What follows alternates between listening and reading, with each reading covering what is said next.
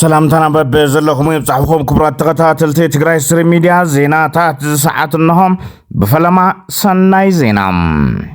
انفرسترايا كفلة تمرت حقي أبا جرمان زكايد عالم لغا وددر نورنبرغ مقابايا عسران حموشنا قطاطرا فرنجي ببقعات محلافو ترقاقيسهم تنفرسي أبت عالم لغا وددر كاب إثيوبيا بحطاو تواداراي كوينم كاب أفريكا دما نابتو ددر كاب زحالفو شوعات انفرستات أحد مهانون كاب عالم دما بالعصرت شدش درجة حيزي ركب وددر بعمتو زكاير كوينو رايا يونيفرسيتي اب نايلوم زمن وددر كاب لعلي حادشن ناي عالم يونيفرسيتات كابتوم زحلفو 138 دما مبل 16 درجه حيزلهم زوددر مقابايا دايانو كاب حمل 16 2017 عام تمرت جميرو كم زكايدون نمفلات تخايلهم نبر مكتل بريزيدنت جيجاو محدار تግራይ جنرال ጻርቃነ ገብረትንሳኤ አማሲው በዓጀውቱን ናይ ቀረባ ሰባቱን ቢሉ መግለዝ ነበረ ንብረቱ ጽዕኑ ናብ አዲስ አበባ አጓዒዙ ተባሂሎም ኣብዚ ሓበሬታ እዚ ጀነራል ጻርቃነ ስለምንታይ ናይ ውልቀ ንብረቱ ናብ አዲስ አበባ ከወስድ ሓሲቡ ክሳብ ሕዚ ዝተፈለጠ ነገር የለን አበብጌታቸው ረዳ ዝምራሕ ጊዜያዊ መምሕዳር ናይ ዞባ ምብራቅ ዋና መሓዳሩ ኮይኑ ተሾይሙ ዝነበረ ሰለሞን ትኩ አባል ስምረት ፓርቲ ኣይኮንኩን ኢሎም ውሽጢ ይኹን ብስልኪ ስለ ስምረት ፓርቲ ሕቶታት ተቕርቡልይ ኣሕዋት ኣነ አባል ስምረት ፓርቲ ስለ ዘይኮንኩ ነቶም ስምረት ፓርቲ ኣመራርሓ ክትሓትዎም ብትሕትና ይሓትት ኣብ ቀረባ ጊዜ ተጸቦይና ኢሉሎ ሰለሞን ትኩም እዚ ኣብ ማሕበራዊ ፌስቡክ ገጹ ኣብ زرگوه صحف بزحات طرطارتاتن كالوت ግምታትን كوهابهم يرألهم أب حرامريت انركب حيلتات سلامينا إلو من بعلم زصوعو أبالا سراويت نبر دموز وسخ كقبر لمغانو تحبيرهم كابي قطار ورح جميرو سروع مهيا ترى أبالا سراويت نابش دشتشن 7 قرشي حاف كبل توسينو له تبايلهم ناي فاينانس منشي إزم سراويت بقلت كساب حزي زفلت النقر يلن سراويت شعبيا كابتن لعل 4 عامات حزون صنحا اب وردا غلو مخدا زركبا قشتات اگر حسه دنگولون صحوان قديفون سلازوص سميا طعنا اتيوم خطابت كتيبو ملو زبل حبريتا وصيوم بتصراري سراويت ኤርትራ ካብ ወረዳታት ዘግሎ መخدان ኢሮብን ወጽ ዝብል ሓሶት ይሎም ነበርቲ እትኸባቢ ሰራዊት ኤርትራ ለሙን እንተኾነ ከተማታት ዛላምበሳን ዓሊቴናን ዝርከቦም 8 ጣብያታት ዘግሎ መخدان ኢሮብን ተቆጻጽ يركب سراوت ኤርትራ ካብ ሕዳር 2013 ዓመተ ምህረት ጀሚሩ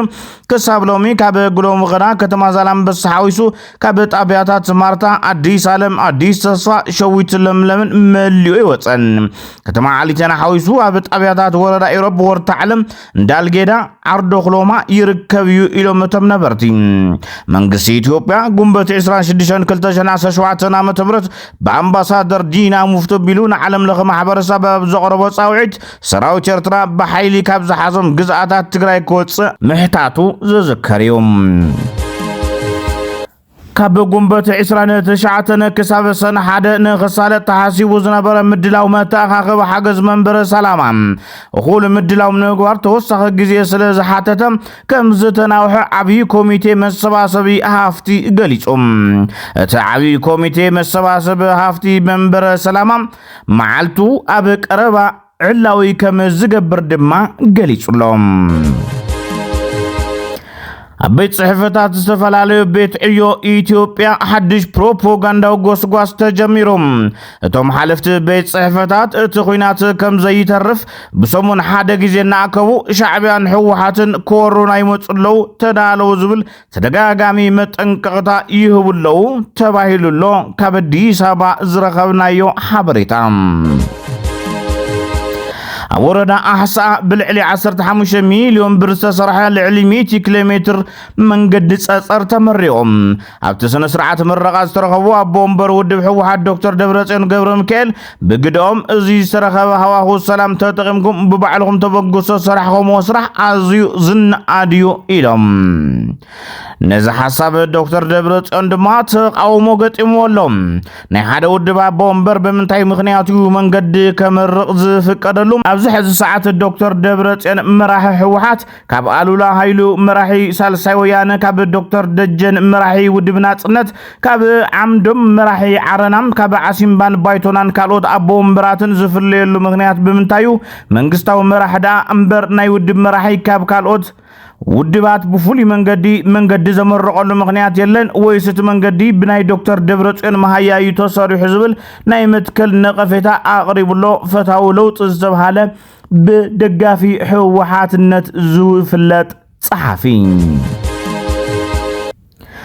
ኣብ ጽምዶ አህጉራዊ ዲፕሎማሲያዊ ታይሚንግ አዝዩ አገዳሲ ባእታዩ ተባሂሉም አንጸላሊና ዘሎ ሓደጋ ከቢድዩ ክንስዕሮን ተኮይና ሓድነት አምሃራ ኤርትራ ትግራይን ወሳንዩ ኢሉሎ ስታሊን ገብረስላሴ በተመሳሳሊ ኩናት የለን ካብ ጫፍ ናብ ጫፍ ዶባት ሰላም ይብለሎ ድምጹ ድማ ከነቃልሆይና ኢሉሎ አፈኛ ህግደፍ አወል ስዒድ እዞም ተጻምርቲ ነዚ ዝበሉ በቁጥሪ አሰንዮም ጽምዶ ሐሙሻ አበዝብል በዝገበርዎ ወግዕዩም አሜሪካ ለሙሎይቲ ንገለ ህዝብታትን መንግስታትን ዘደንገጸው ውሳነ ሕሊፋ ኤርትራ ሐዊሱ ናይ 12 ሀገራት ዜጋታት ናብ አሜሪካ ከያቱ ፕሬዝዳንት ዶናልድ ትራምፕ ከልክሉሎም ዝታገዳ ሀገራት ዘርዝር ድማ ኤርትራ ማይናማር ቻድ ኮንጎ ጊኒ አፍጋኒስታን ሃይቲ ኢራን ሊቢያ ሶማሊያ ሱዳን የመን ምዃነን ተፈሊጥሎም መብዛሕትአን በትራምፕ እግድ ዝተነበረለን ሀገራት ናይ ሙስሊም እምነት ተኸተልቲ ዝበዝሕዎ ምዃኑ ድማ አዘራራብነቱ ቀጽሉሎም መራሒ ሓይልታት ዳዕመል ሰሪዕ ጀነራል መሐመድ ሐምዳን ዳጋሎ ሐሙቲ አዲስ አበባ መጽዩ ተባሂሉ ጉዕዛ ሐሙቲ ሚስጥራው ዝተገበረሉ ምኽንያት ግን አይተፈለጠን ሐሙቲ ሰራዊቱ ኣብ ከባቢ ዞባ ካርዱፍን ዝተወሰነ ከባብታት ድሕሪ መቆጻጸር ማሐፈሻው መግለጽ ሂቦ መንባሮ ዝዝከርዮም ንሱ ኣብቲ ህልው ኩነታት ኩናት ሱዳን ማእኸል ገይሩ ሓያሎ አርእስታት ዝተናኸፈ መግለጽው ኤርትራን መራሒ ፕሬዝዳንት ኢሳያስ አፈወርቅን ነቂፉዮም ኤርትራ በጉዳይ ሱዳን በፍላይ ድማ ኣብቲ ሰራዊት ሱዳን ካብ ካርቱም ዝተጎናጸፈ ዓወትን ተኣሳሲሩም በሐፈሻን ጀነራል አልቡርሃን ዘለዋ ደገፍን ብዝተፈላለየ መንገዲ ስማ ክልዓል ከም ጸንሐ ዝፍለጥ ኮይኑ ነዘመልኪታ በወግዕ ዝሃበቶ ምላሽ የለን ኩናት ሕድሕድ ሱዳን ክልተ ዓመቱ ኣብ ዝደፈነሉ ዝሓለፈ ሚያዝያ ኤርትራ ምብጻሕ ዘካየደ ወታደራዊ መራሒ ሱዳን ጀነራል አብዱልፈታህ አልቡርሃን ኤርትራ ነዛሃወቶ ደገፍ አመስግኖ መንባሩ አይርሳዕን በዘይቆ ዝተፈላልዩ አዘዝ ሰራዊት ሱዳን ወን ኤርትራ ንዝገበረትሎም ደገፍ ከመስግኑ ተሰሚዖም እንተኾነቲ ካብ ኤርትራ ዝተገበረ ደገፍ እንታይ ምዃኑ ብንጹር አይተገለጸን ሐሙቲ ኣብዚ ናይ ሕዝብ መግለጺው ዕሱባት ካብ ኤርትራ ኒጀርን ቻድን አምጽዮምሎ ንሳቶም ድማ ኣብ እምዱርማንዮም ዘለው እውን ኢሉሎም ንሱ ከመዛመቶ እቶም ደገፍ ኤርትራውን ዘለዎም ሰራዊት ሱዳን ወጊኖም ዝገጥሞ ዘለው ጉጅለታት ዓብይ ወታደራዊ ኢንዱስትሪታት ከም ዝሃነጹን እዚ ድማ አቅዲሞ አሞንጎ ኦሳማ ቢንላደንን ኢራንን ብዝተበጽሐ ስምምዕ መወላን ምዃኑ ሓቢሮም ሙሶ ተታሐይዙ እቲ ኣብ መደብር ኃይለ አየር ዋዲ ሳይድና ዝወሃብ ዘሎ ስልጣና ድማ ብኢራን ምዃኑን አመላኺቱሎም እቲ ሰላም ከም ዝደልግን ድማ ናብቲ ዝሞተ ይዝብሎ ብመንጎኝነት አሜሪካን ሳዑዲ ዓረብን ዝካየድ ዝነበረ ዘተ ሰላም ጅዳም ደጊሙ ከም ዘይምለስ ዝሓበረ ጀነራል ዳጋሎ ንግብጽውን ከሲሱሎም ግብጺ ዝተፈላልየ አጽዋራት ነፈርትን ከም ዝዕጠቀት ብምጥቃስ እቲ ኣብ ዝቀረበ ኣዋን አፖርት ሱዳን በኃይልታቱ ዝተገበረ መጥቃዕት ድሮን ብሰንኪ ዘውረዶ ዕንወት ድማ ነቲ ግብጺ አጽዋራት ተሕልፈሉ ዘላ በመሬት ከይተረፈ ተጥቀመሉ ዘላ መስመራት ንፈልጦይና እዚ ድማ አጥቂዕና ይና ኢሉሎም ጀነራል መሐመድ ሐምዳን ዳጋሎ ሐሙቲ እዚያ በሱዳን ዝካየድ ዘሎ ኩናት ሕድሕድ ዝተፈላልየ ሀገራት ግብረ ሽብራዊ ዝበሎም ጉጅለታትን ዘሳተፈም ዓለም ለኻው ተገዳስነት ዘድልዮን ሰፊሕ ኩናት ምዃኑ እኳ ተኣመተ እቲ ንሱ ይረኽበሎ ዝበሃለ ገዚፍ ደገፍ ኢሚራት ዓረብ ግን ኣይጠቐሰን ሕቡራት ኢሚራት ዓረብ ኣብ ጎኒ ዳዕመል ሰሪዕ ደው ከም ዝመለት ብዝተፈላለዩ መስመራት ጎረባብቲ ሃገራት ቢላ ዘይተኣደነ ወታደራዊ ኣጽዋራትን ናውትን ተቐብሎ ከም ዘላን ክትክሰስ ጸኒሓያ ኢማራት ዓረብ ግን ነዚ ክስታት በተደጋጋሚ ትነጽጎላ በዛዕባ ጓለ ፕሬዝዳንት ዊሊያም ሩቶ መጽሐፍ ዝጽሐፈ ኬንያዊ ደራሲ ተኸሲሱ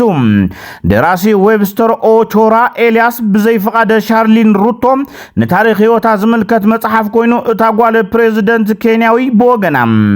እቲ ደራሲ ስማ ብዘይግባእ ከም ዝተጠቀመሉ ብምግላጽ ክስ መስሪታላ